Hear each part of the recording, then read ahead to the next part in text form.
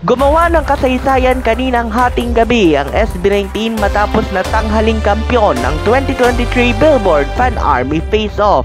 Sa final tabulation na nakuha ng ating himpilan mula sa iba't ibang forum ng SB19 fans, umabot ang Mahalima ng 50.9% of the votes kumpara sa 49.1% na hawak ng mga Carats o tagahanga ng South Korean boy band na 17. Pagkatapos isa publiko ng US media company at award-giving body na Billboard ang nasabing deklarasyon ng pagbawagi ng Mahalima, ay nagputukan agad sa celebration ang mga fan forums, dahilan upang masabi na worth it ang pagpupuyat ng halos 4 na araw para lamang masiguro ang pagpunta sa Pilipinas ng Corona bilang pinakamasugid na fan army o kaya naman yung mga pinaka masisipag na tagahanga ng isang paboritong artista.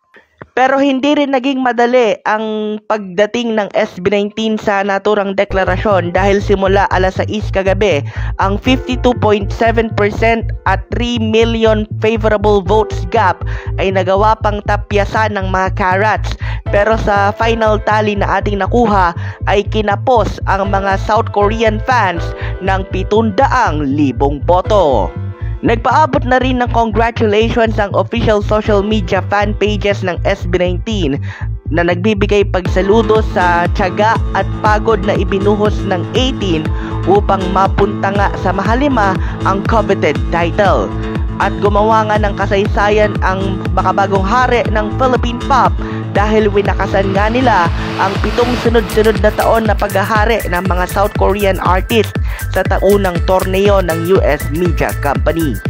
Sa kasaysayan ng Billboard Fan Army Face-Off magmula noong 2016, 3 beses na nakuha ang titulo ng boy band na Super Junior, 2 beses naman nakuha ito ng girl group na T-Ara, kasunod ng Big Bang at ng South Korean pop group na Stray Kids na nakaharap ng SB19 sa finals noong nagdaang taon.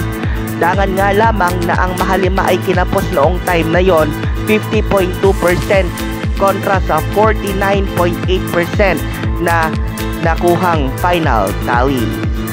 Payo naman ng mga 18 sa kanila mga kabaro, be classy in victory at manatiling mapagpakumbaba. Para sa Mabuhay Radio News na walang takot at walang pinapaboran, ito ang Senbat sa Patrol No. 2 Stephen Saraspe Perez.